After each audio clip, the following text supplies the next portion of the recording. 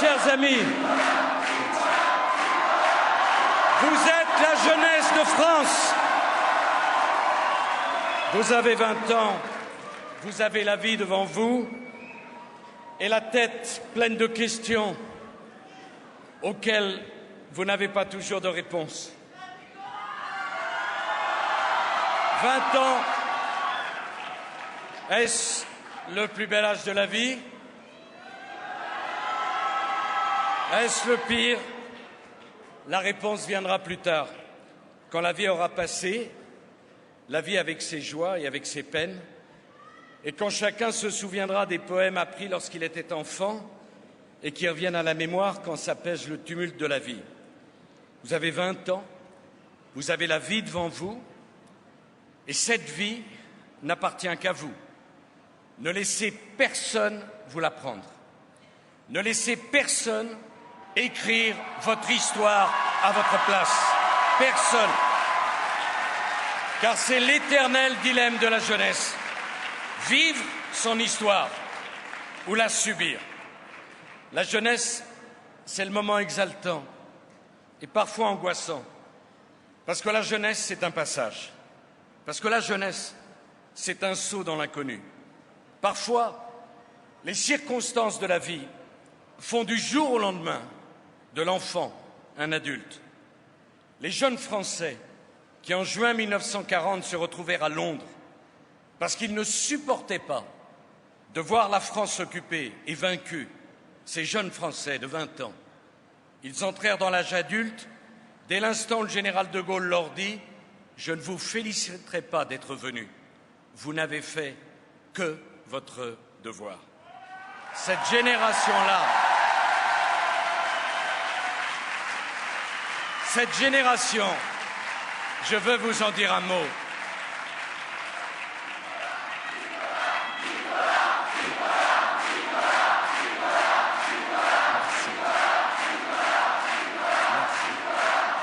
Cette génération, la guerre lui avait volé sa jeunesse.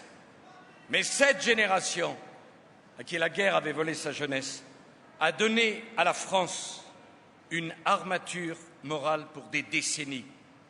Et les survivants de cette jeunesse, lorsqu'ils achevèrent de raconter leurs histoires à leurs petits-enfants, leur dire « Nous n'étions pas des héros, nous n'avons fait que notre devoir ». Voilà la leçon de ces jeunes ancrés du jour au lendemain dans la vie d'adulte. Mais, mes chers amis, cette génération qui vous a précédé n'a pas seulement sauvé notre honneur, elle n'a pas seulement sauvé notre liberté, elle nous a enseigné que le meilleur service que l'on puisse rendre à la jeunesse, c'est de ne pas lui mentir. Et aujourd'hui, je veux vous dire une chose. On a menti à la jeunesse grecque. Regardez où se trouve la Grèce. On a menti à la jeunesse espagnole. Regardez où se trouve l'Espagne. Je ne veux pas mentir à la jeunesse de France parce que cela serait trop grave pour la France. Oui. C'est ce que nous avons.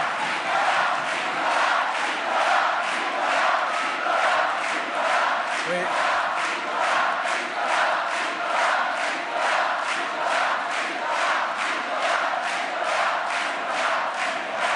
La génération de la guerre nous a appris que c'est en parlant à la jeunesse de ses devoirs qu'on la prépare le mieux à devenir adulte. Parce que les droits, vos droits, ne se reçoivent pas comme un dû. Vos droits se méritent. Ces droits, cette génération de la guerre, personne ne lui a donné. Elle s'est battue. Elle s'est battue pour les avoir. Et ces droits à la génération de 20 ans de la guerre, elle les a dit à son seul courage, à son seul engagement. Je veux dire à ceux qui ne savent rien proposer d'autre à la jeunesse que de prolonger indéfiniment l'enfance, eh bien moi je veux opposer la morale de cette génération qui ne se reconnaissait que des devoirs à l'endroit de la France, de sa patrie et de sa République. Nous sommes les héritiers de cette jeunesse-là et de cette génération-là. et écoutez leurs leçons, parce qu'au sortir de la plus grande épreuve de notre histoire,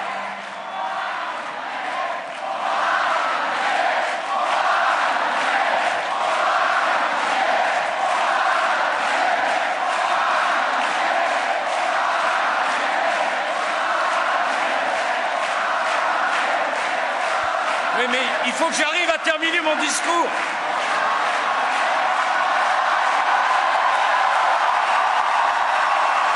Mes chers amis, je vous remercie de tout mon cœur. Mais ma façon de vous remercier, c'est de vous dire de réfléchir à ce que des jeunes, au milieu de la plus grande épreuve de notre histoire, la plus grande, ils ont été capables, après cette épreuve, de construire le monde meilleur dont au pire moment ils avaient rêvé et auquel ils avaient accroché leur espérance pour qu'elle ne meure pas. Ils ont résisté, ils ont gagné et ensuite ils ont construit un monde meilleur. Vous avez 20 ans et vous avez un monde nouveau à inventer. La génération de la guerre, elle, a fait la paix. Elle a fait la décolonisation, elle a construit l'Europe, elle a permis les 30 Glorieuses, elle a inventé la sécurité sociale, elle a choisi le progrès, elle a donné le droit de vote aux femmes qui n'existaient pas avant cette génération. Et ils avaient raison. La guerre ne les a pas tués. La guerre les a transcendés. L'épreuve ne les a pas abattus. L'épreuve a permis de construire le monde dont ils avaient rêvé. Et qu'est-ce qui a suivi après cette génération? Ont suivi 30 années aussi. 30 années de pensée unique, d'aveuglement, de désordre monétaire, de mondialisation sans règles, de spéculation, de laxisme financier, de dévalorisation systématique du travail, de dépréciation du mérite, d'affaiblissement de l'autorité, de relâchement qui ont ébranlé l'héritage de la génération de la guerre, qui ont éloigné les peuples du progrès, qui ont épuisé les ressources de la planète et qui ont creusé les inégalités, comme si les efforts de la génération d'avant avaient épuisé la génération d'après, qui s'est abandonnée à la facilité en proclamant ce slogan absurde qu'il était interdit d'interdire. Voilà le désastre.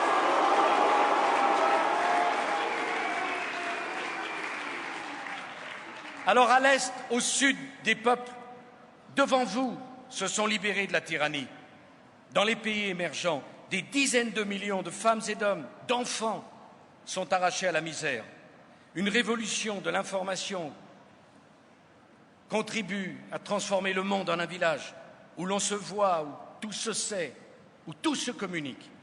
Dans tous les pays, la jeunesse s'est mise au rythme d'un monde qui ne peut pas continuer sur sa lancée, qui ne peut pas continuer comme avant les crises, qui doit tirer les leçons des crises, qui ne peut pas continuer à épuiser les ressources de la planète comme si elles étaient inépuisables, qui ne peut pas continuer à expliquer les délocalisations au prétexte qu'il faut aller produire toujours là où il y a le moins de droits, moins d'argent, le moins de respect de l'individu, qui ne peut pas continuer avec les dumpings, qui ne peut pas continuer avec les injustices qui sont trop fortes, avec la pauvreté qui est trop répandue, avec trop de peuples, trop de gens qui souffrent, qui se sentent de plus en plus vulnérables et de plus en plus menacés. Ce monde doit changer. C'est la jeunesse de France qui doit porter le changement du monde. On ne peut pas continuer.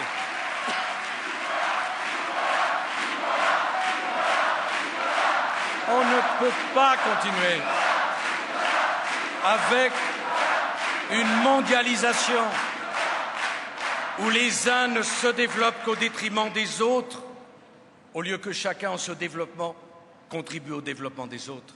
On ne peut pas continuer avec un monde sans règles. On ne peut pas continuer avec un monde où l'argent serait la mesure de tout, où le capital aurait tous les droits, où l'obsession du profit à court terme aurait pour conséquence que l'avenir n'aurait plus de valeur, que seul compterait le présent. On ne peut pas continuer avec un monde dont l'équilibre est menacé par quoi? Par le retour de la rareté. On n'a pas fait tout ce chemin pour arriver là. On ne peut pas continuer avec l'aplatissement culturel du monde. On ne peut pas continuer à aller vers un monde où il n'y aurait plus de frontières, plus d'identité, plus de protection, où chacun se sentirait seul, seul au monde, dépossédé, dépossédé de son destin, dépossédé de sa vie. Nous ne pouvons pas laisser à la jeunesse autant de dettes que nous n'aurions pas payées. Je ne parle pas simplement des dettes comptables, je parle des dettes morales. Autant de risques que nous n'aurions pas eu le courage de regarder en face. Autant de problèmes que nous n'aurions pas essayé de résoudre. Vous avez 20 ans, vous avez la vie devant vous, mais ce monde, c'est déjà le vôtre. Jamais la science, jamais la technique ne vous ont ouvert autant de perspectives. Vous allez vivre plus longtemps qu'on n'a jamais vécu sur cette planète. Vous allez inventer des produits dont aucun d'entre vous et d'entre nous n'ont la moindre idée. Votre vie ne ressemblera pas à celle de vos parents. La révolution verte, la révolution numérique, la révolution génétique, toutes les révolutions qui s'annoncent dans l'ordre de la pensée, dans l'ordre de la connaissance, dans l'ordre de l'intelligence, porteront vos rêves, feront vibrer vos ambitions, vos espérances plus loin, plus haut, plus loin et plus haut que sans doute jamais vous n'auriez pu l'espérer.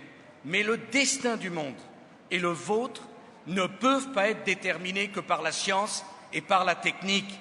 Je suis venu vous dire que le destin du monde et le vôtre, ce sont les valeurs, les idées, l'esprit, la conscience. C'est une forme de morale qui doivent mener le monde. Et c'est nous qui devons l'incarner et l'écrire. Oui à la technique, oui à la science, mais c'est nous qui devons inspirer la direction. Oui, j'avoue, j'ose le mot. J'ose le mot.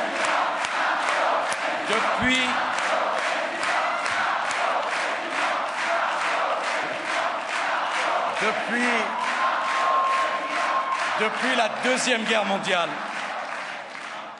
le monde n'a jamais eu autant besoin d'un nouvel humanisme. C'est la réponse française à toutes ces crises. Les progrès de la science et de la technique le réclament. Mais les crises l'exigent. Le rapport à l'avenir, devenu tellement angoissant pour tant de millions de femmes et d'hommes dans le monde, l'impose. L'homme, comme dépassé par sa puissance, doit repenser sa place. L'homme doit repenser sa place par rapport au temps, par rapport à l'argent, par rapport à la vie, par rapport à la nature. Vous vous souvenez certainement du but que Saint-Just assigna à la Révolution, faire du bonheur une idée neuve en Europe. Eh bien, nous allons tout simplement devoir repenser notre idée du bonheur et nous donner les moyens de le vivre. Elle est en train de changer, cette idée. La crise est déjà passée par là. 30 années de tension, de stress, de chômage ont changé l'idée du bonheur. Dans notre vision du progrès, il y a un besoin nouveau. Je vais vous dire lequel. Le besoin de la qualité de la vie, pas simplement de la quantité dans la vie, de la qualité de la vie. Et j'ai voulu vous parler de cela à vous, les jeunes. Dans notre aspiration, vous qui m'avez entendu tant de fois parler de la revalorisation du travail, je veux vous dire aujourd'hui que dans la revalorisation du travail, il y a un besoin d'amélioration des conditions du travail, un besoin de qualité de vie au travail. Dans notre désir de vivre mieux, il y a un besoin d'urbanité, d'humanité, de solidarité, de civilité, de respect, de politesse. J'ose le mot.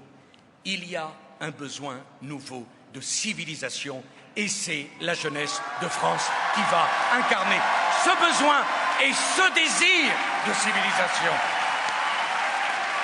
Oui, il y a un besoin de civilisation.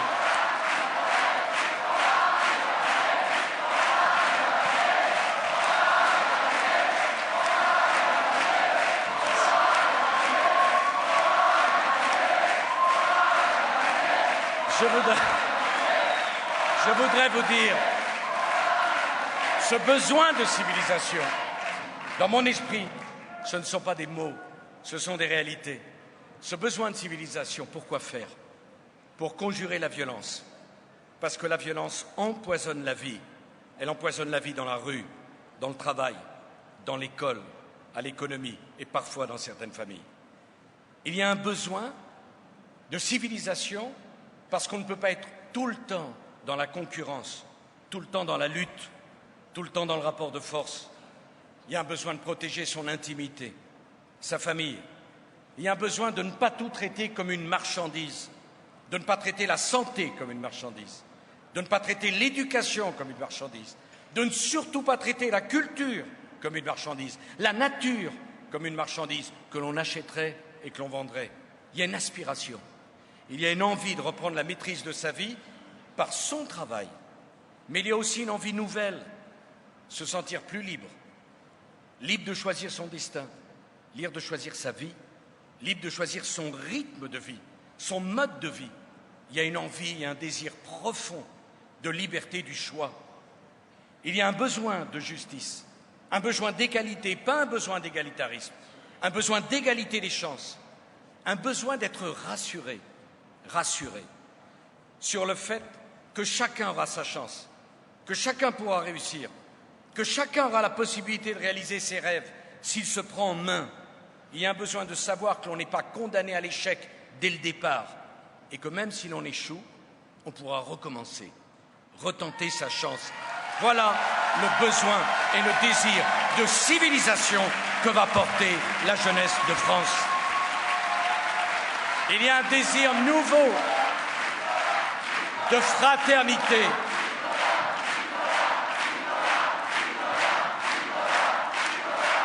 Mais moi j'ai la chance, mais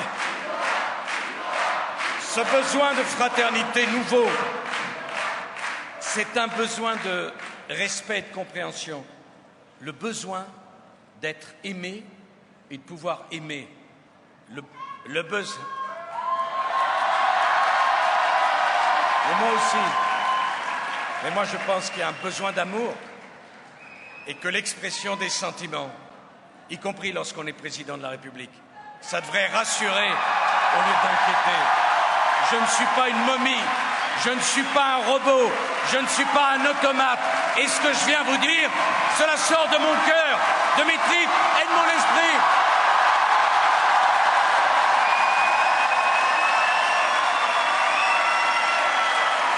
Oui, mes chers amis, vous avez 20 ans.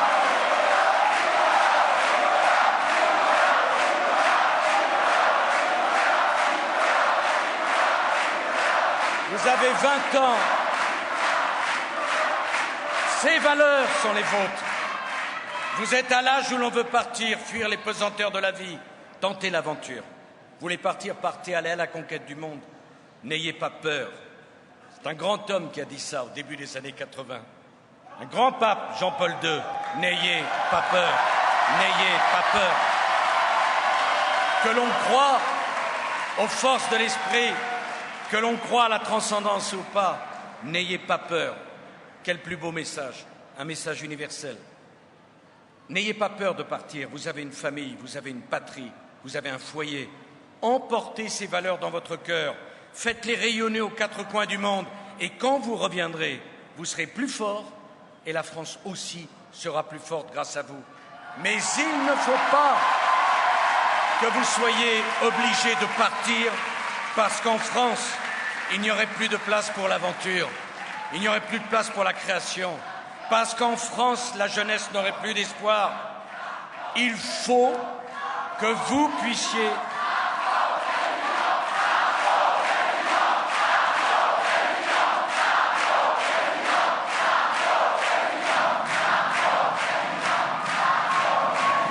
Moi, je veux que la jeunesse de France puisse tenter l'aventure. Je veux que l'audace soit regardée comme une vertu. Je veux que l'on n'ait pas peur en France du talent, de la réussite, de l'esprit d'entreprise, de la création, de la novation.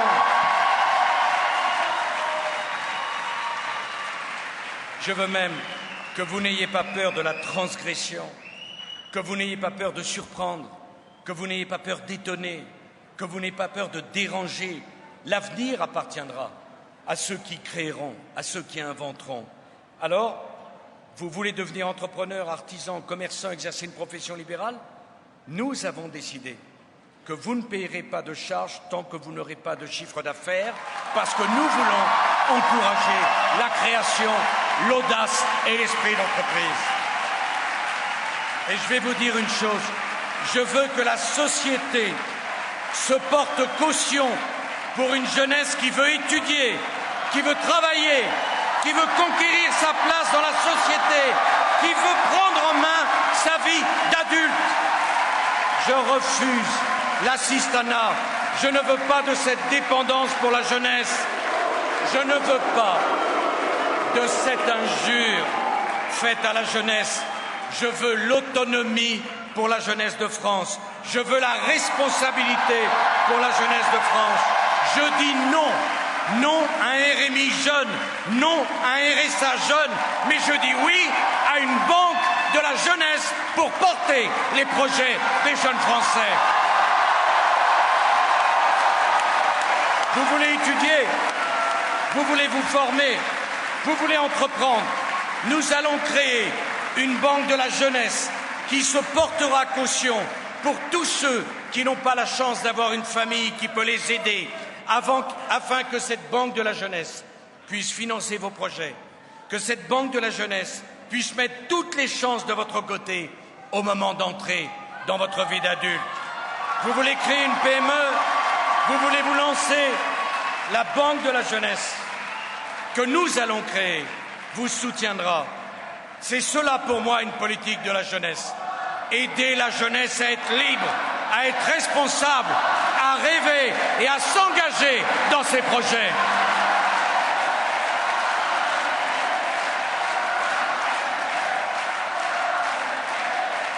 Je veux vous dire, je souhaite la réussite de chacun d'entre vous, mais je veux le dire, il n'y a pas qu'un seul parcours de réussite. Et pour ceux qui ne sont pas faits pour les études longues, pour ceux qui ne sont pas faits pour les concours, je veux un véritable droit, un droit à la formation professionnelle. Ayons le courage de reconnaître que ce droit n'existe pas. Il y a trop de structures, trop de corporatismes, trop d'entreprises qui ne s'ouvrent pas aux apprentis. C'est peut-être la plus grande injustice de notre société. Ce mur infranchissable qui se dresse entre l'entreprise et le jeune qui n'a pas de relation et pas de famille pour le soutenir. Je veux abattre ce mur. Je veux que l'alternance soit un droit. Désormais, les entreprises de plus de 250 salariés accueilleront obligatoirement un nombre d'apprentis égal à 5% de leurs effectifs. Et j'obligerai les banques, les entreprises d'assurance, mais aussi, cher Jean-Louis, les administrations à accueillir des apprentis. J'en ai assez d'un État qui dit aux autres ce qu'ils doivent faire et qui ne s'applique jamais à lui-même les règles qu'il veut pour les autres.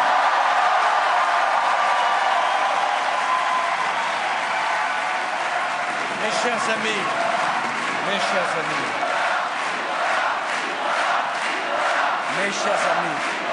à vous les jeunes, je veux le dire. À vous les jeunes, je veux le dire parce que vous pouvez le comprendre. L'assistanat est une infantilisation de la jeunesse. Aider la jeunesse de France à entrer dans la vie d'adulte, dans la vie active, voilà mon projet. La jeunesse qui veut entreprendre, la jeunesse qui veut travailler, qui veut s'en sortir, la jeunesse qui veut s'engager. Je souhaite d'ailleurs que nous doublions les effectifs du service civique, qui est une grande réussite. Prenez des risques. Si vous tombez, nous vous aiderons à vous relever. Si vous échouez, nous vous donnerons une deuxième chance. Prenez des risques. Vivez votre engagement. Ne laissez personne fixer des limites à vos ambitions et à vos rêves. Faites votre vie. Voilà le projet qui est le mien pour les jeunes de France. Mes chers amis, l'art de demain.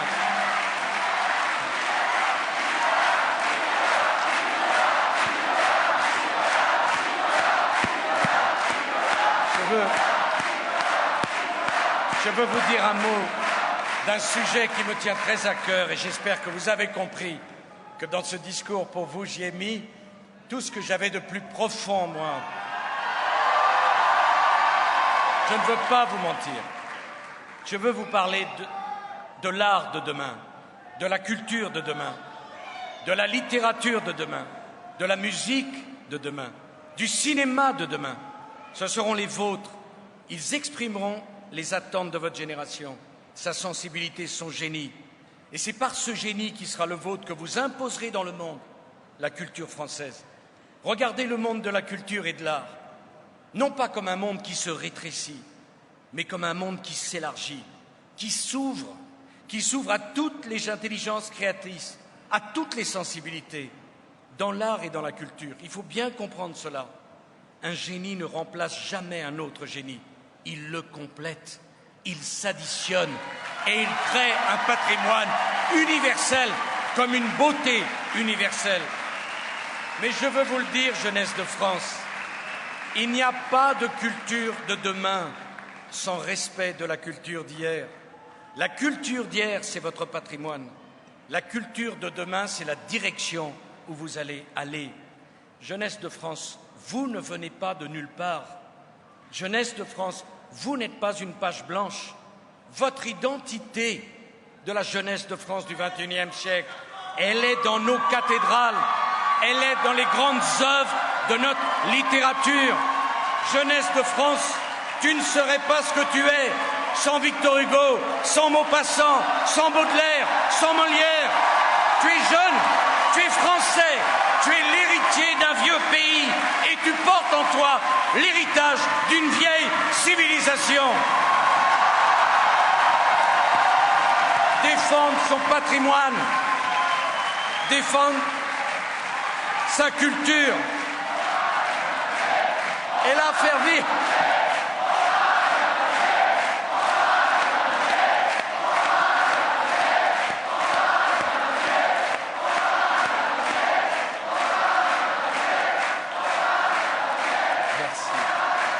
Je veux que vous compreniez cela. Défendre son patrimoine, s'inscrire dans son histoire et porter la création, c'est la même chose, c'est le même mouvement. Je veux que vous compreniez une chose, c'est que le cinéma que vous aimez aujourd'hui, il peut être iranien, il peut être roumain, mais ça ne rend pas moins nécessaire le cinéma français. Partout dans le monde, il y a des génies qui apparaissent. Mais ça rend encore plus important que les génies de la création, en France, continuent, non pas à la place des autres, mais à côté des autres, pour que l'humanité tout entière s'enrichisse de ces rencontres universelles. Il n'y a pas de culture vivante sans création. Et je veux vous le dire pour que vous le compreniez, il n'y a pas de création sans respect des droits d'auteur. En défendant les droits d'auteur, j'ai défendu la création. Avant le droit d'auteur, je veux le dire à tous les démagogues, à tous les apôtres du jeunisme, à tous ceux qui n'ont que lâcheté en eux. Avant les droits d'auteur, l'artiste, le créateur, était un prisonnier, prisonnier du mécène qu'il entretenait. Il en était le domestique, il en était l'esclave. La jeunesse de France veut des artistes libres et il n'y a pas d'artistes libres sans respect des droits d'auteur. C'est une idée française, c'est Beaumarchais et nous sommes les héritiers de Beaumarchais.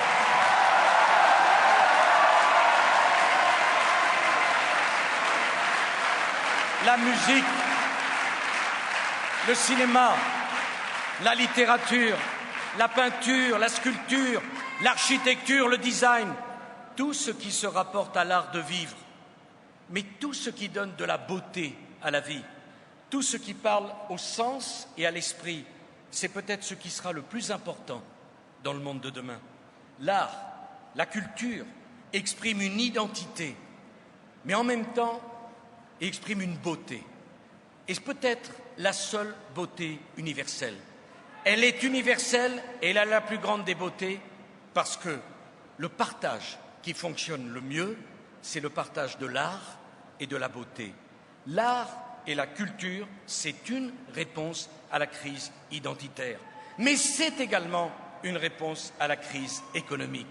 La culture française, c'est tellement grand, c'est un tel atout pour la France qu'elle doit être au cœur de notre nouveau modèle de croissance. La culture, c'est profondément humain. Et ce sera demain, cher Frédéric, un formidable facteur de croissance. Alors je suis venu vous dire, jeunes de France, soyez fiers de votre culture, parce que votre culture, c'est votre identité. C'est avec votre culture que vous changerez l'économie, que vous changerez la société, que vous changerez le monde. Si vous abandonnez votre culture, vous ne changerez rien. Vous deviendrez des conservateurs vides d'identité. C'est parce que vous incarnerez la culture de France que vous partirez à la conquête du monde avec votre identité de Français, que vous allez transformer le monde.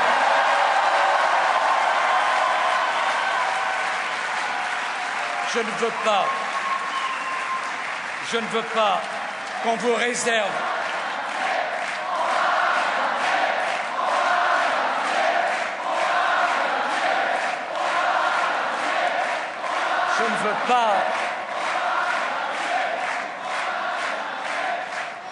Je ne veux pas qu'on vous réserve le sort de la jeunesse grecque ou de la jeunesse espagnole parce qu'on vous aura bercé d'illusions, parce qu'on ne vous aura pas dit la vérité. Je suis rentré dans cette campagne avec le souhait de faire une campagne de vérité. Et ma façon de vous respecter, c'est de dire la vérité. Et on ment quand on oublie de parler d'efforts, quand on oublie de parler de devoirs. On ment quand on vous parle comme à des grands enfants. Moi, je veux vous parler comme à des adultes dont la France a besoin. Je ne veux pas que vous pensiez à cette vie qui sera bientôt la vôtre avec l'angoisse de ceux qui vivent avec la peur de tout perdre. On ne construit rien avec la peur de perdre. Et je peux vous dire une chose, au début de cette campagne, il y a eu une grande histoire parce que j'ai dit que je m'engageais totalement dans cette campagne, que je m'engageais pour vous, pas à moitié, et que je tirerais toutes les conséquences de cette campagne. Je n'ai pas peur, parce que je crois dans les idées qui sont les miennes. Quand on a peur de perdre, c'est qu'on a déjà perdu. Voilà la vérité.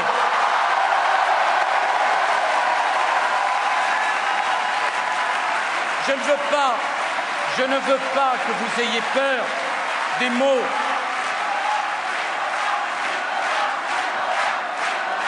Je ne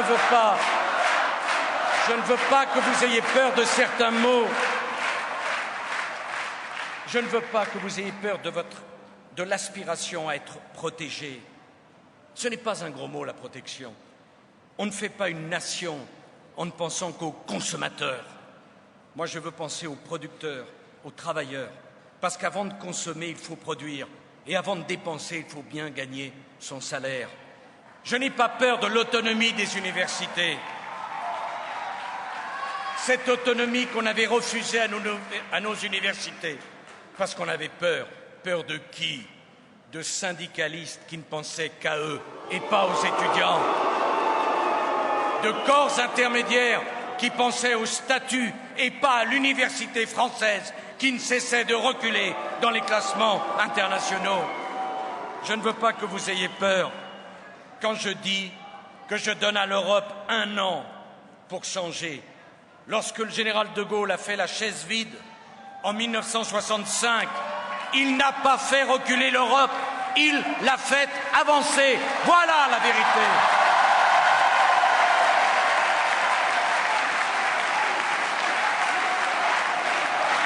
Alors, mes chers amis, vous arrivez à un moment où l'histoire n'attend pas. Vous arrivez à un moment où un vieux monde n'en finit pas de mourir et où un autre a du mal à naître. Mais c'est déjà l'heure du choix, l'heure où tout se décide. Tout se décide. c'est l'heure où il faut prendre ses responsabilités. Je veux une France qui protégera ses frontières, qui mettra hors d'état de nuire les quelques voyous multirécidivistes qui empêchent les autres de vivre tranquillement et d'étudier. Une France qui fera payer des impôts aux exilés fiscaux qui viennent nous donner des leçons alors qu'ils sont bien contents d'avoir la nationalité, mais pas la fiscalité. Je veux une France où on se bat contre les délocalisations. Je veux une France où chaque enfant qui aura un problème, ce problème sera pris en charge par nous, parce qu'on aura enfin compris que plus tôt on prend le problème, moins c'est cher, et plus on a de chances de sortir cet enfant qui est le nôtre, qui est celui de la société dans son ensemble, du drame dans lequel il se retrouve.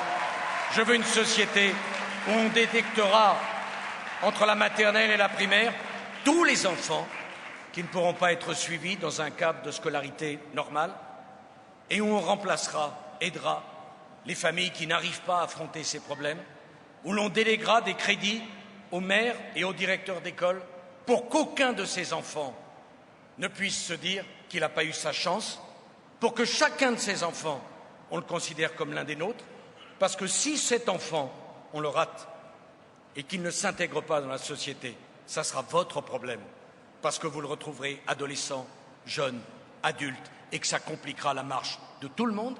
Voilà la France dans laquelle je veux vivre. Une France qui donnera sa chance à tous ceux qui le méritent, à tous ceux qui veulent la saisir. Une France qui n'aura pas peur de dire qu'elle ne veut pas de communautarisme et qu'elle ne veut pas de ghetto, qu'elle ne veut pas d'extrémisme, qu'elle ne veut pas de terrorisme. Une France qui n'aura pas peur des mots, une France qui combattra la réalité. Alors cette France, je ne la ferai pas sans vous. Emparez-vous de ces sujets. C'est la jeunesse qui est en train de transformer le monde. En Tunisie, en Libye, en Côte d'Ivoire. C'est la jeunesse. Ce sont vos frères qui se sont battus pour leur liberté. En Syrie aujourd'hui, c'est la jeunesse qui se bat et c'est la jeunesse qui meurt pour la liberté. Appropriez-vous la nation et la République parce qu'elles sont les garanties de votre liberté, parce que vous êtes finalement les héritiers de la jeunesse française qui a fait naître la République sur le champ de bataille de Valmy en criant pour la première fois dans l'histoire « Vive la nation !» C'est la jeunesse française qui a porté ce « Vive la nation !» Je veux vous dire que quand l'armée française se bat, c'est la jeunesse française qui monte au front. Quand un soldat de 20 ans est tué, c'est la jeunesse de France qui est meurtrie. Ces soldats qui risquent leur vie pour nous, ils sont jeunes comme vous, ils ont un idéal comme vous, ils ont un engagement comme vous, ils aiment la France comme vous l'aimez. Ce sont vos frères. À Benghazi, devant la foule qui acclamait la France, j'ai eu les larmes aux yeux en pensant ce qu'avaient pu éprouver ces condamnés à mort de Benghazi lorsqu'ils avaient aperçu les premiers avions français marqués de la cocarde tricolore dans le ciel de Libye. C'est la France.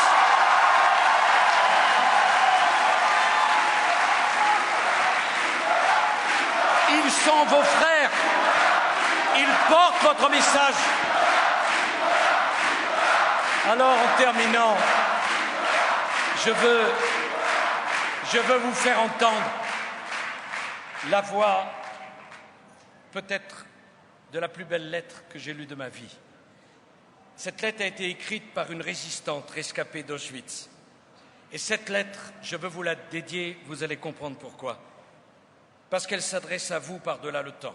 Elle écrivait « Je vous en supplie, faites quelque chose de votre vie.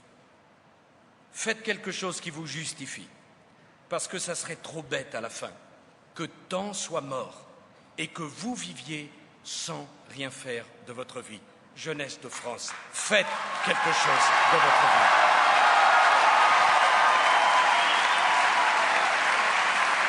Vous êtes les héritiers de cette femme qui mouraient à Auschwitz et qui pensaient à vous.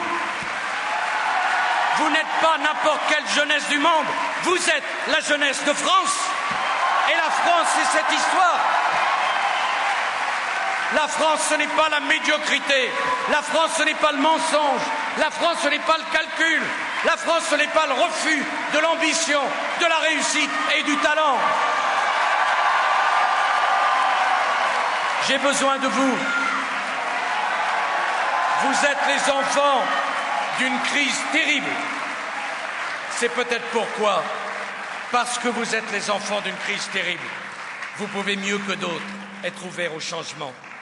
C'est peut-être pourquoi, mieux que d'autres, vous pouvez avoir l'esprit libre après avoir connu ces crises terribles pour imaginer autre chose. Dans ces temps de crise, vous devez être l'avant-garde. Vous êtes la jeunesse de France. Vous devez être l'avant-garde de notre pays. Cette jeunesse de France, on ne la fera pas taire. Cette jeunesse de France, elle ne veut pas baisser les bras. Vous êtes la jeunesse de France dont la crise n'a pas brisé les rêves et n'a pas brisé l'envie d'espérer. Vous êtes la jeunesse de France qui veut relever le défi de la France forte.